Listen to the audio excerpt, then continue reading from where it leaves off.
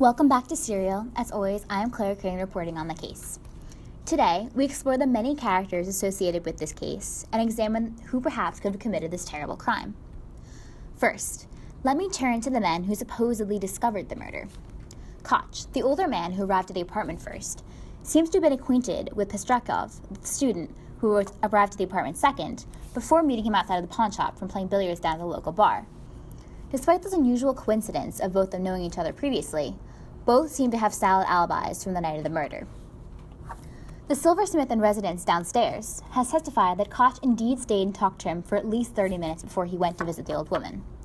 While this is not solid evidence to build a case on, I was struck in my interview with Koch just how shaken he was with the idea that he too could have been killed if he had stayed posted outside the door with the murder inside, as had originally been planned when Pestrakov went to go get the caretaker. He seemed genuinely terrified and grateful to be alive when I interviewed him.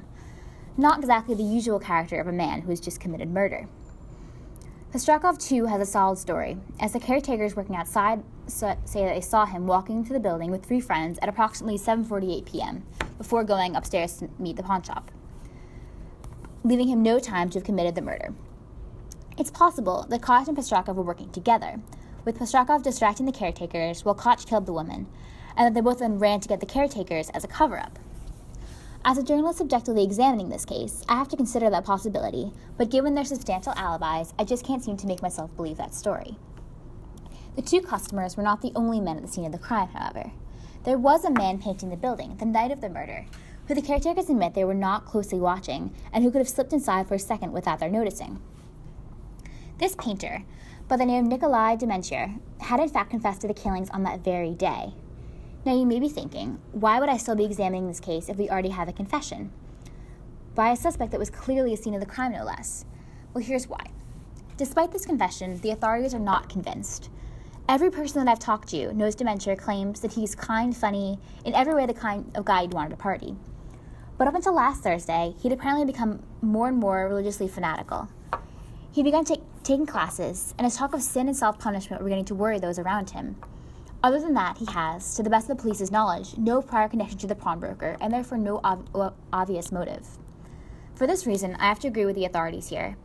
I definitely can't rule out Nikolai Dementier, but I don't put much stock in his story either. Finally, I come to the police's number one guy, prime suspect Rodion Romanovich Raskolnikov. Raskolnikov is a former student who dropped out of law school on account of financial problems.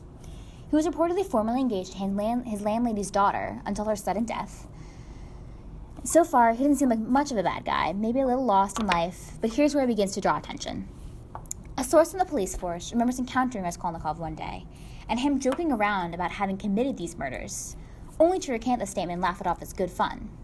If that wasn't sketchy enough, he frequently visits the police station.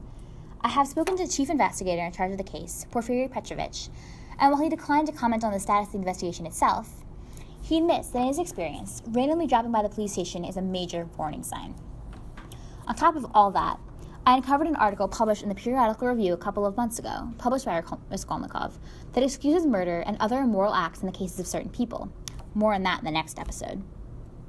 So this doesn't look too good for Raskolnikov, but it's not enough to prove anything yet. Sources close to the suspect claim that he's been very ill lately, too sick to get even out of bed, let alone plan a murder. So is the answer yet to be uncovered, or is it staring us plain in the face? Stay tuned into Serial to find out.